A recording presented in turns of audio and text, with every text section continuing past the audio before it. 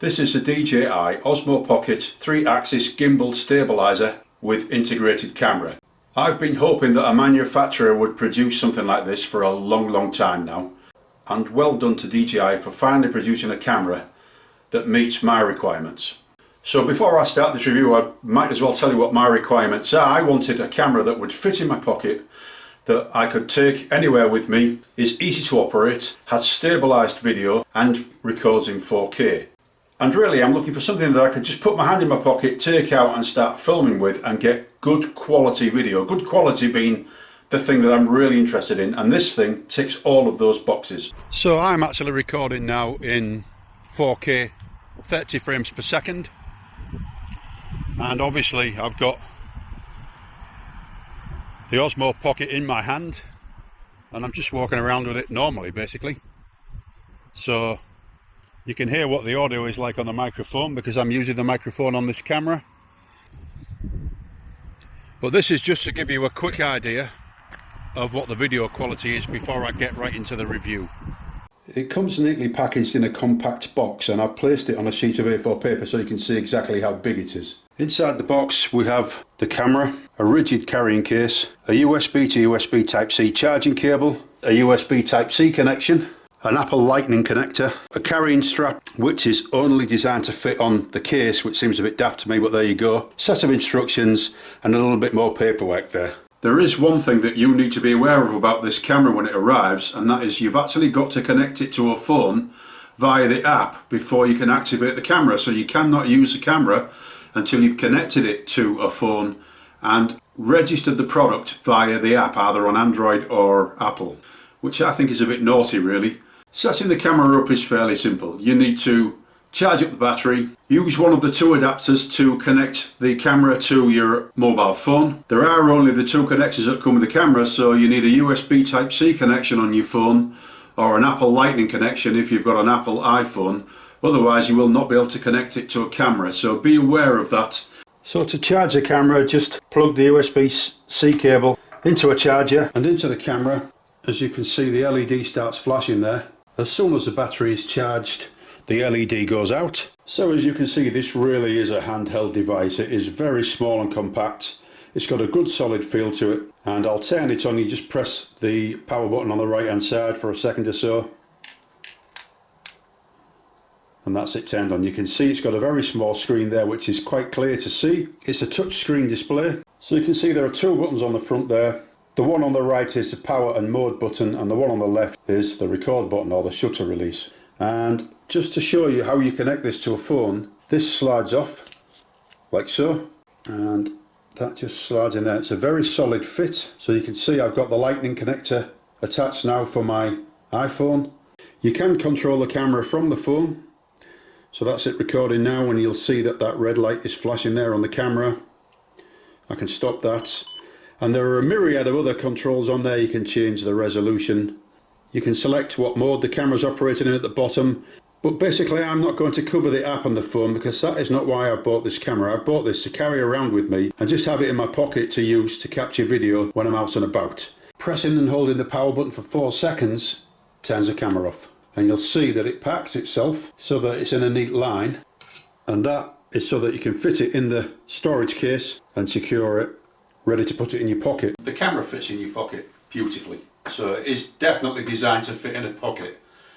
So to change the modes of the gimbal on the camera, you've got to slide up from the bottom of the screen, and this right hand icon at the bottom are the different modes. There's the follow mode, there's the tilt locked mode, and there's a first person view mode.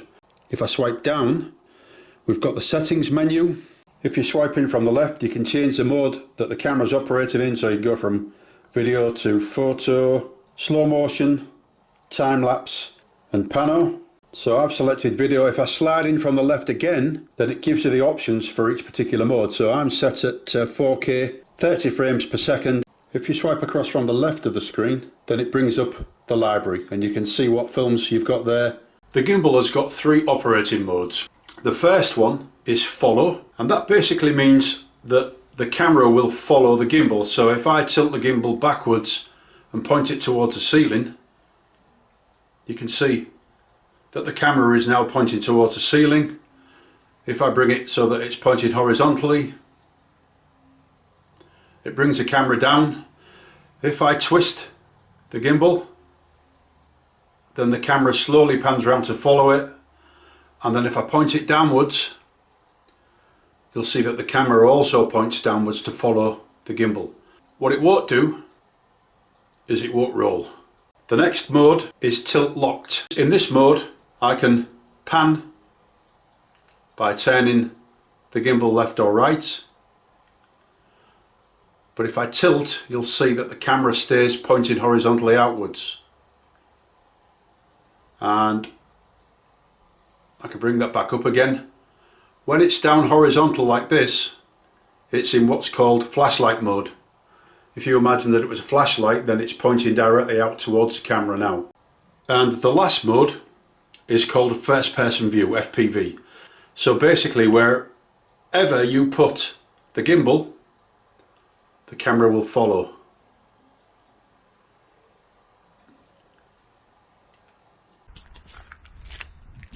So I'm now recording in 4K at 60 frames per second. And what I'm going to do now is flick it round so that it goes into what I would call selfie mode by clicking the mode button 3 times. This will give you an idea of how the gimbal works on the camera. And because I'm in following mode, it will allow me to film my feet. I'll come back up,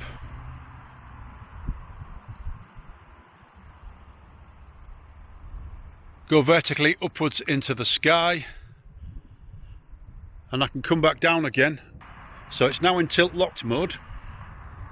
I'm actually tilting the gimbal upwards, and you'll notice that it's staying horizontally, but if I carry on, it will reach the limit of the gimbal. And now I'm going to go into first person view, FPV. So now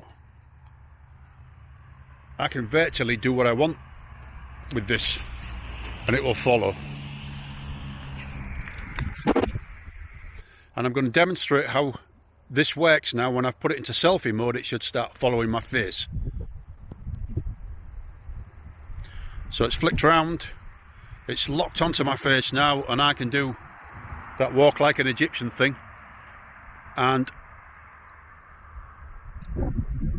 the camera will follow my face. Trying my best to hold the gimbal still. So this is an example of filming in tilt locked flashlight mode. So I've got the gimbal horizontal, I'm walking down behind the dogs.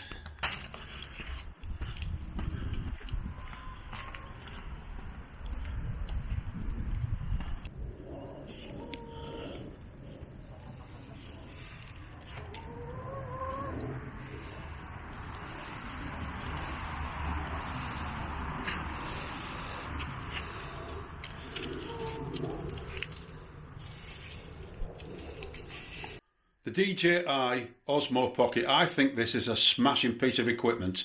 I am really glad that DJI have produced this camera. I think it's going to make my life a lot easier. It's going to mean that I don't have to carry loads of gear around. When I go on holiday next time, I'll be taking this and a GoPro, and that'll be it. This camera is what I film most of my videos on at home, and I'll still be doing that. But I normally have to take this on holiday with me, and this will be staying at home now, because I think that the Osmo Pocket will replace this camera. The only thing it won't do is zoom, and zoom's not a big issue for me. I just really want good quality video, and I want to capture the scenery. So I think it's an excellent product. I am so glad that they've produced it, and I can't wait to get out there on holiday and start recording some lovely family footage. And the fact that I'll have this device just tucked away in my pocket is just brilliant.